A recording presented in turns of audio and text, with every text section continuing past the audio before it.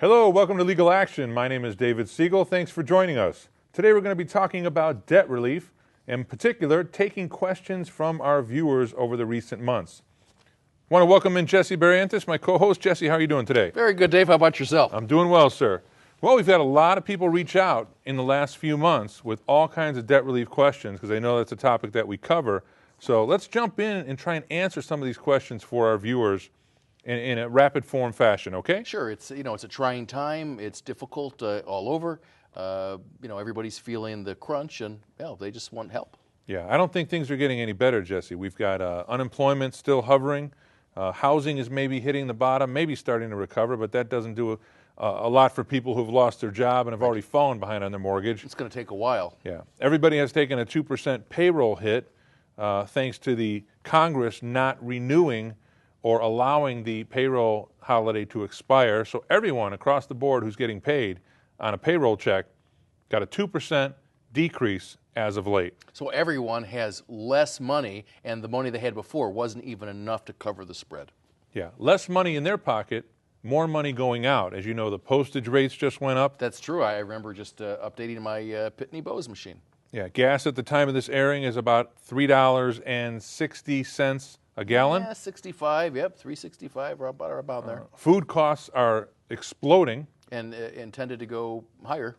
Yeah, and we still have no jobs. So we're in a real tough time. So I'm not surprised that there's this many people reaching out with questions on how to get on top of things, how to either turn themselves around with a fresh start or come up with some form of payment plan, because there's garnishments going on and lawsuits and collection efforts and harassment from bill collectors day and night, automated, on the cell phone, at work. They're even calling family members looking for you. There's the Fair Debt Collection Act, and I mean, that's, I think, something that we addressed on a previous show and all that, but even other people, I mean, they're doing what they can to collect what people owe. I mean, everybody has a job to do, and now, of course, they need to stay abreast of the law. Yeah, the act goes a long way to stop unscrupulous bill collectors, but if you have a legitimate debt that they're collecting on and they call you within a reasonable hour, they're doing what they're unless you tell them not to call, or you tell them in writing not to call, or you have an attorney, you don't have a whole lot of protection there against them if they're doing their job under the law. Yeah, true enough. So things are tough. So what do you have? Why don't you start it out for me, Jesse? Well, let's see. Lyle in Cicero says, I have 2 mortgages, but don't want to pay the second mortgage, but still keep the house. Can I eliminate that second mortgage in Chapter 7? This happens a lot, where someone has a first mortgage and a second mortgage, and they can't make both payments. So they pick and choose. Now, it's always better to pay the first, because the first is in primary position, and the second is very rarely going to institute a foreclosure action, because they're basically going to be extinguishing their own lien in favor of the primary. So in a Chapter 7, if you want to keep your house, you're going to have to make both the first and second. You're not able to pick and choose, because either one can foreclose, although it's much more likely that the first mortgage is going to bring suit. But Chapter 7 is not the kind of chapter that you want to file if you're trying to eliminate one of the mortgages. That's what I was going to ask you. Unless you're trying to walk away from the house. That's a different story. Then you could certainly file a 7, pay nobody, and give up the house eventually 6 months or a year down the road. Can you strip the second mortgage in a Chapter 13? You can if the second mortgage is completely unsecured. And what I mean by that is the amount owed on the first mortgage has to exceed the market value of the property. If the second mortgage is completely unsecured, meaning the first mortgage eats up all of the equity, then that mortgage can be stripped. And when you strip it, you're not eliminating it entirely. You're taking away the lien, you're taking away the obligation to pay a second mortgage, but the second mortgage becomes an unsecured creditor, and it will get paid something, maybe 10 cents on the dollar, 20 cents on the dollar. It basically changes its character from a secured lien to an unsecured debt, just like a medical bill, credit card, personal loan, utility bill, auto deficiency, repossession. So regardless of it being attached to a second mortgage, it doesn't matter. So essentially, what I am understanding you to say for our people at home there is that if the value of my property is $150,000, and on the first mortgage, the primary mortgage, I owe $175,000, and on the second one I owe another $50,000, I'm able to possibly strip that second mortgage. And what that means is, right, because in Chapter 13 it's consolidation or partial repayment, and you pay your secured creditors 100% throughout the duration of the plan, and your unsecured as little as 10%, all the way on up to 100%. So basically, I might have to, if it's $50,000, the best that I could hope for, if that were the case, they would be in that position, and it would be as little as $5,000. Right, and this is a very unique time in history for stripping mortgages. I mean, this was unheard of before because real estate was escalating. So if you got a second mortgage or a line of credit to pay off other debt, the value of your property kept increasing. Lenders were in no way at risk of losing their lien. We're now, with so many houses underwater, so many people unable to pay for their obligations, this is when people afford themselves with the Chapter 13 laws that really lien stripping is just something new. It was always available. It just didn't occur because the market didn't produce it. Right. And we're seeing it more and more these days. And lenders aren't even fighting it. They know that the house is completely underwater. They're not even arguing valuation. It's not even a close call. Good enough. Let me give you one, Jesse. We got Lisa from Arlington Heights. Can I lose my house if I'm behind, excuse me, on my first mortgage? Well, that's that really depends, because, I mean, sure, you can. However, there are a lot of things going on, as you mentioned, in terms of the market and everything else. A lot of people are trying to do these loan modifications, and unfortunately, a lot of the lenders won't allow you to even initiate the process unless you're behind. And you have people, and it's something I didn't understand, because you have people that are reaching out, they want to pay for their mortgage, and they want to avail themselves of that process before they're under the gun, before they're behind, but they're not willing to do it until that time is up. So a lot of times the lenders may work with you, all right? And so in that case, if you're behind and you do a loan modification in Chapter 7, all right, they may allow you be able to do that as long as you meet other qualifications, as long as you don't make more than the statute allows you to do, and as long as you don't have more equity than you're allowed to have, you might be able to do that. But if you owe money on your mortgage and you file a bankruptcy, there is a possibility that you can lose it. However, if you're doing a Chapter 13 and you're able to do one, and what that means is after your allowable expenses, you have enough money left over at the end of the month to fund the plan. And what happens is that your arrearage, whatever the mortgage arrearage is, goes into the big kitty. And for example, your car, if you own your car and you're not leasing, that whole amount goes into it. All your secured debts go into that kitty. Your unsecured credits or debts go into that kitty too, but again, as we spoke a little bit earlier, you only are obligated to pay as little as 10% all the way up to 100%, depending upon what you have left at the end of your allowable expenses. So in that case, if you have enough left for 36 or 60 months to be able to pay, you will not lose your home. However, how many of the people that come to see you actually have money available at the end of the month? It's really far and few between. However, I have seen people that, and again, it's something that I just don't understand. The money is there. They just need to cut out a lot of the fat. And I've had several people that came in, actually, that it's a 100% plan, meaning that not only at the end of the day, at the end of their plan period, are they going to pay back their secured creditors 100%, but they're unsecured. But the good news for them is that they're paying back their debts 100%. They don't have to worry about penalties and interest. And if it's a 100% plan, a lot of times the trustees will allow you to make a lesser payment for an extended duration rather than living slimly and just making it for that period of time when it really is going to be tough living. Right. You do have to pay a 3 to 5% administrative fee to the trustee, who takes all the disbursements and makes all the disbursements and keeps track of all the payments and makes sure that people are not filing late claims and whatnot. So there is some interest, but obviously a whole lot less than a high-interest credit card. And then you don't have to worry about people calling you. You don't have to worry about any of those things. And at the end of your plan, all of those things will be taken care of and paid, and you could get on. You don't have to worry about the anxiety about these calls and worry about consolidation that doesn't have the backing and the strength of the federal laws. Absolutely. Dave, here's one from Terry from Chicago. It says, if I file for bankruptcy, can it stop my garnishment? Yes, Chapter 7 or Chapter 13 will stop a garnishment. What happens is once a case is filed, there's an automatic stay which is created, which is a legal term which basically states a case has been filed and the protection of the bankruptcy law kicks in. The automatic stay is a one-page document that we prepare. We send it, fax it, email it to your employer, as well as to whichever creditor or creditor's attorney is doing the garnishing. So what happens, because again, so if people can get an idea what a garnishment is, if you owe money, you have a judgment, and they file what they call supplementary proceedings, and they attach to your bank or to your wages, and you make enough wages to be able to pay that. Now, what happens if the employer, previous to the filing of the bankruptcy, has got this little bucket of wages that they've been withholding from your check, and they haven't quite sent it out to the judgment creditor? Okay, any money that's pulled out of the person's check but has not been turned over to the creditor belongs to the creditor.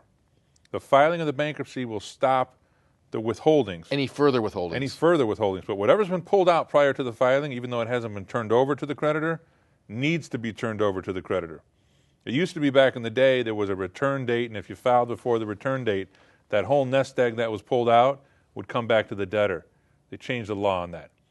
Anything that comes out prior to the date of filing is gone. It needs to go to the creditor. And if your employer doesn't do it or doesn't turn it over, the creditor can get a conditional judgment against the employer. So now the employer's on the hook for it. So it's very powerful, but the date of filing is the controlling date.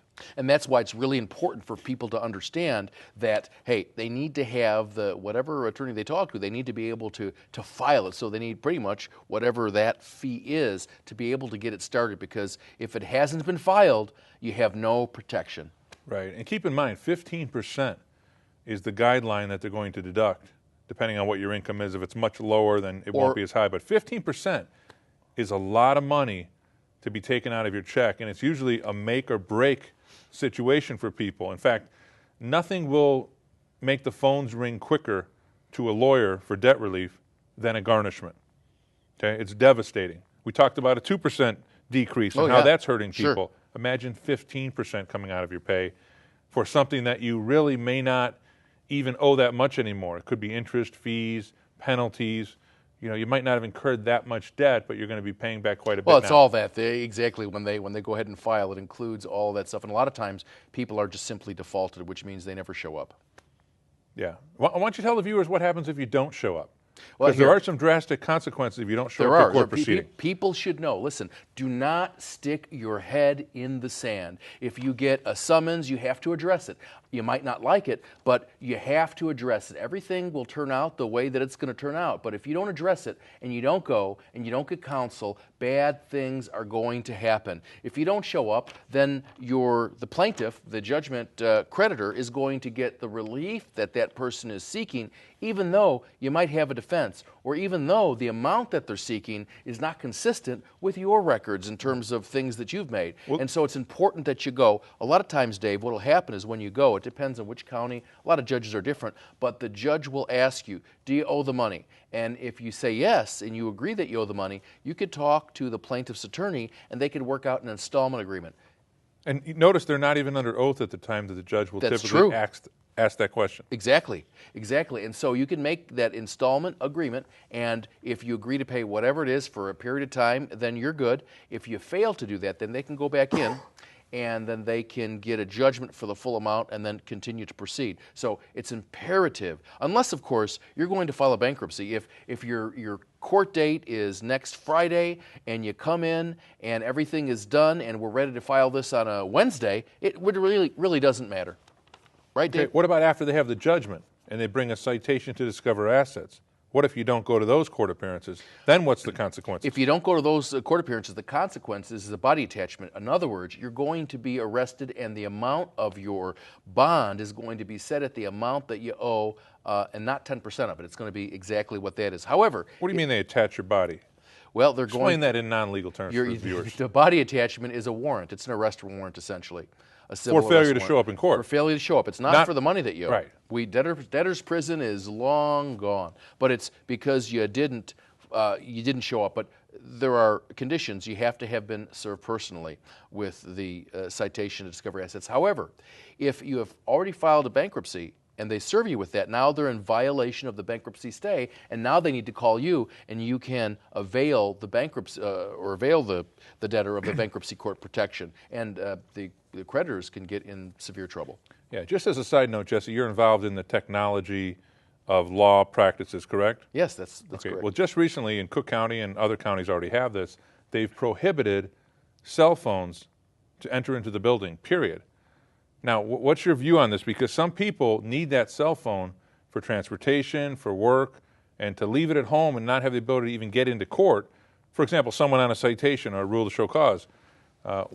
What's your opinion on this? Well, what are the judges afraid of? well, I'll tell you, I don't know that they're afraid of anything, but I will tell you this: that Recordings. It doesn't apply to attorneys, because as an attorney, you're an officer of the court, and that's how transact business. The judge can, depending upon the case.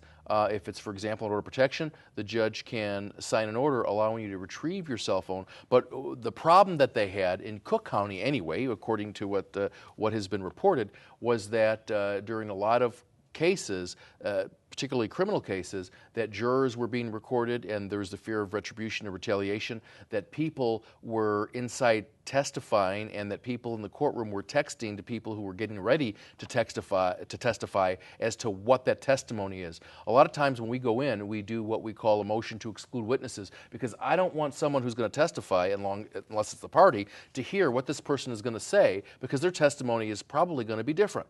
And so that's what that's seeking to prevent. I can understand if there's a trial going on and they don't want the witnesses to be able to communicate, to prohibit the cell phones at that time.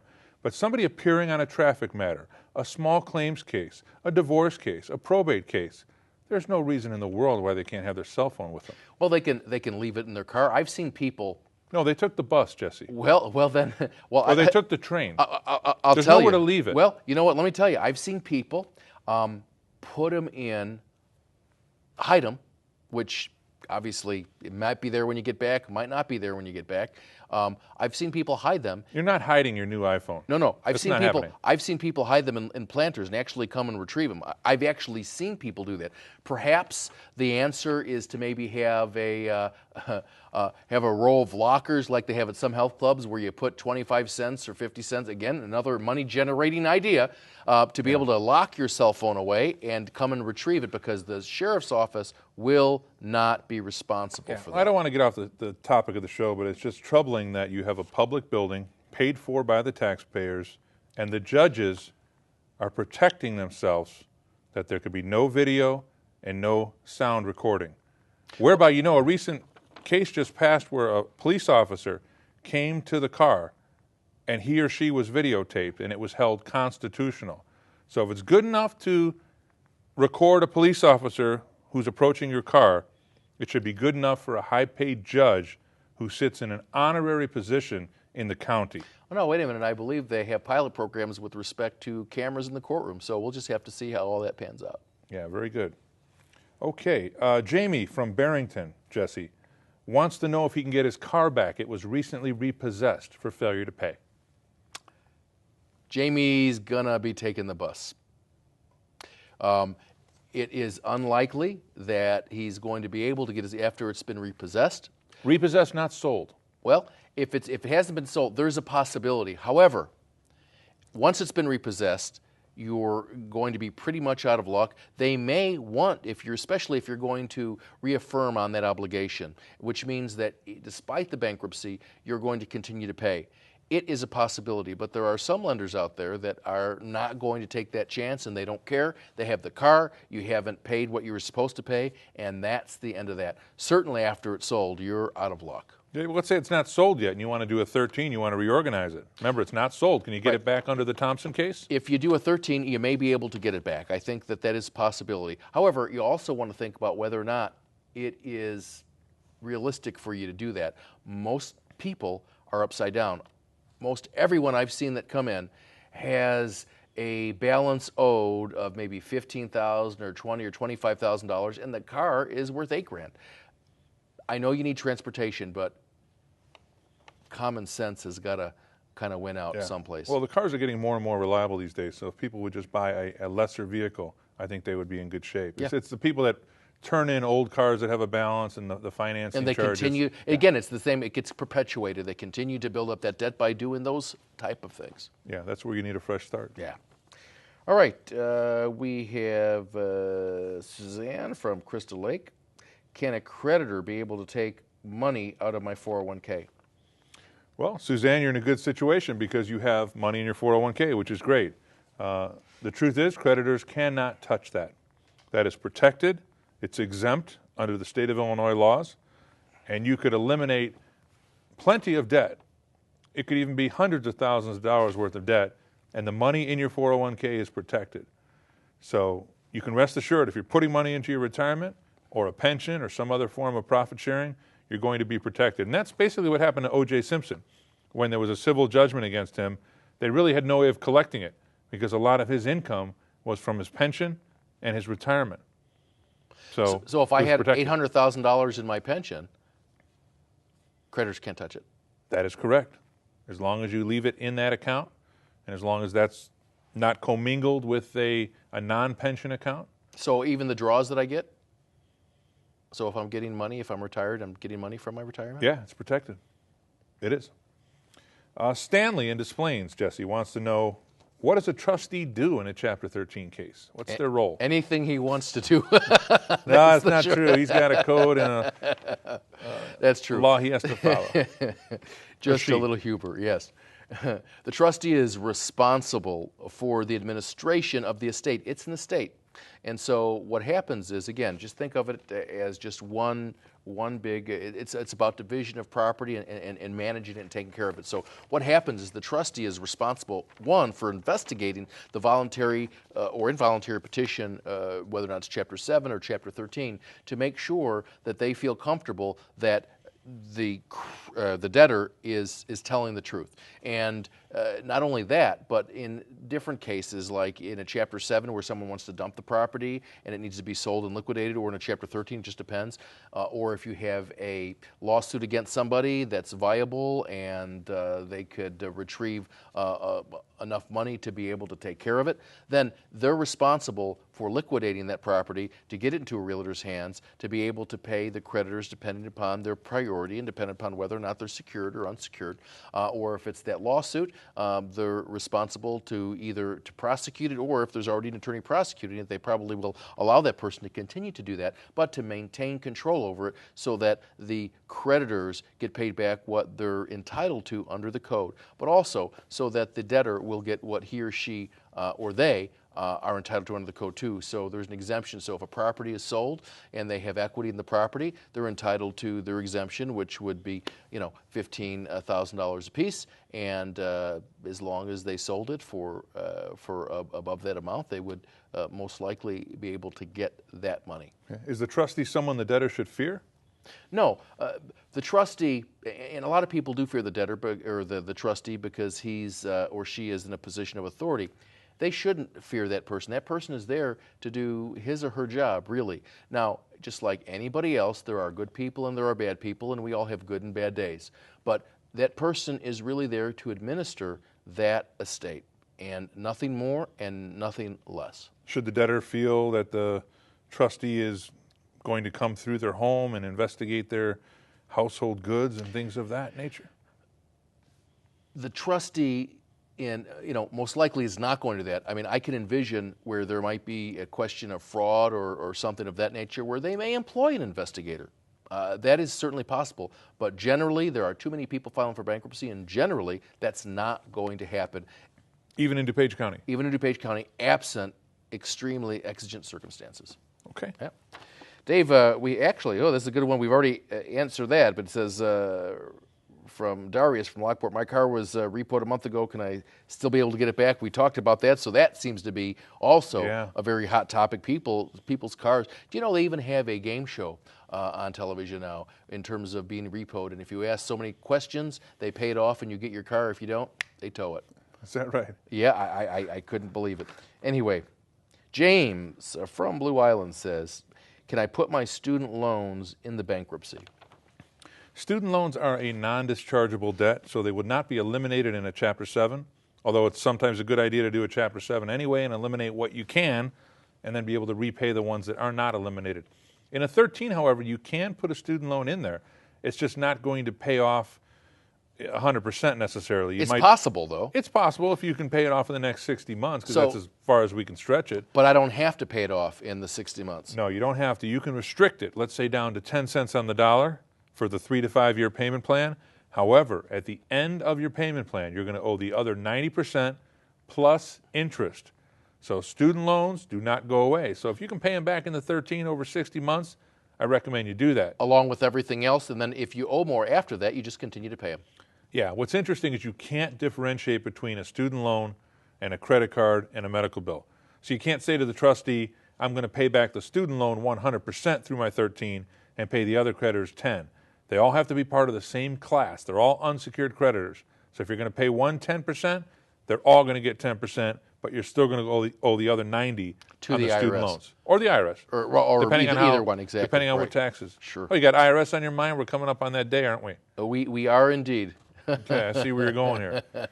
All right, Jesse, we have Chris from Joliet wants to know, how do you figure out how much I have to pay back in a Chapter 13 bankruptcy case?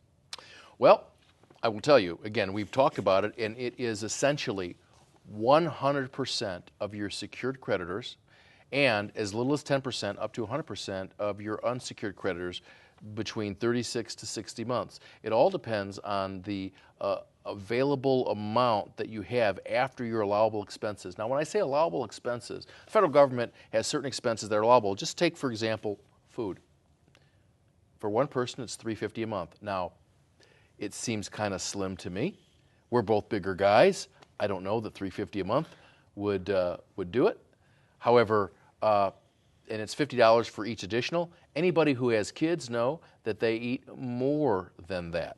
It's really the skinny people who can eat all of the time and not gain any weight that that have all of the responsibilities. Yeah, no, just many people that can go through $3.50 in a week. In a week. So that's the allowable expenses. So to answer the question, it just depends. They have to do the calculations, and after whatever that amount is, then they kind of calculate it out based upon what you owe and based upon the 3% that you have to pay to the trustee, and also based upon what you're paying to your attorney, because more than likely, if it's Chapter 13, the bulk of your attorney's fees are going to be paid through the plan as well. Yeah, but it's worth exploring, because you're going to go through their budget, you're going to go through their expenses, their income. Absolutely. And kind of propose what a possible plan payment or amount that has to be paid to the trustee would be.